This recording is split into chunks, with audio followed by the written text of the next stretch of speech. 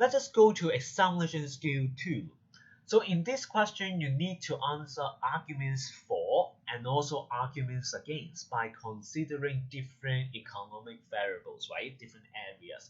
And some of you in your examination, you answer something like that. You say that for argument for about the unemployment rate, the reform on the labor market would lower the unemployment rate. This is something good for the reform on labor market, and you can use it for argument for, right? And then after some paragraphs in the argument against, you talk about the unemployment rate again. But this time, you mention something about the reform on labor pension system. And you said that this one will also lower the unemployment rate.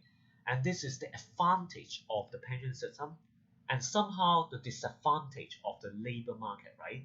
And then you answer it in argument against. So you couldn't do so in this way, in this kind of question. Why? Because somehow there are two proposals, right?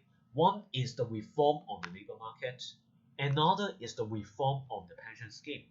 You actually need to make the comparison and see whether this is something good for the labor market or something good for the pension scheme. You need to make the comparison.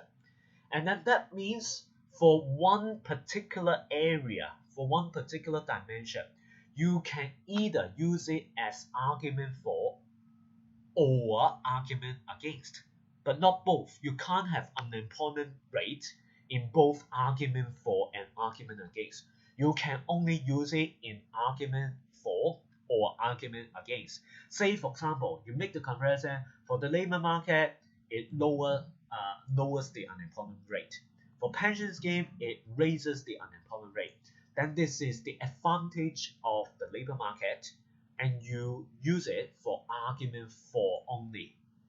Then in argument against, you can't mention unemployment rate anymore. And that is the examination skill that I would like you to remember before the DSE is that for this kind of question with two different proposals, please make the comparison. This is very, very, very important. Then after making the comparison, you know that this is argument for or against. You use it in either for or against, but not both. Then let me go to the next page.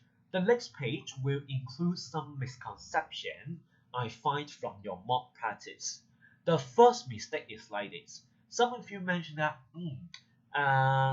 in the proposals, one of the proposals is to reduce the unemployment benefit of wealthier workers by 40%.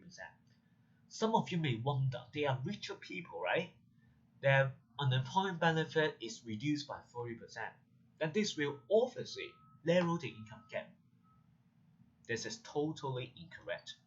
The income gap is not narrowed. Some of you say that the higher income group receives a lower unemployment benefit and narrow the income group. This is not correct.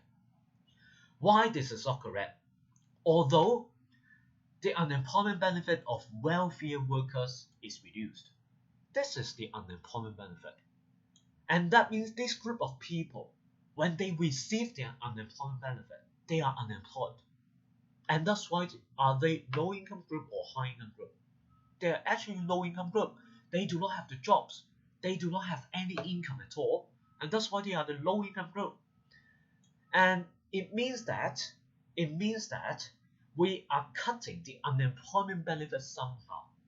And the unemployed people will receive a smaller amount of transfer payment. And somehow the income gap is widened. Right? And then except this change in the unemployment benefit, we also have another change as raised here in the proposal. Another change is to raise the amount of time people have to work before getting the unemployment benefit, right? And that's why somehow the people, the low income group, would find it more difficult to receive the unemployment benefit because they have to do something before they can get the unemployment benefit. And somehow I will say that this is more difficult for them to get the unemployment benefit, and that's why the low income group, they receive a smaller amount of unemployment benefit, or even they couldn't receive the unemployment benefit. And that's why the income gap should be widened rather than narrowed. Then let me go to mistake 2, the second mistake. Some of you suggest something like this. You say that the reform of the labor market will increase the upper level because they have a smaller amount of unemployment benefit. It is more difficult for them to get the unemployment benefit, and they have a high working incentive. And that's why the short run AS increases and the output level increases. And the analysis here is perfectly correct. This is correct. No problem, right? However, I won't accept this as your answer. Why? Because although the reform on labor market will lead to an increase in the output level, but how about the pension system? For the reform on pension system, the people will retire later, right? And the AS will also increase. The output level also increase.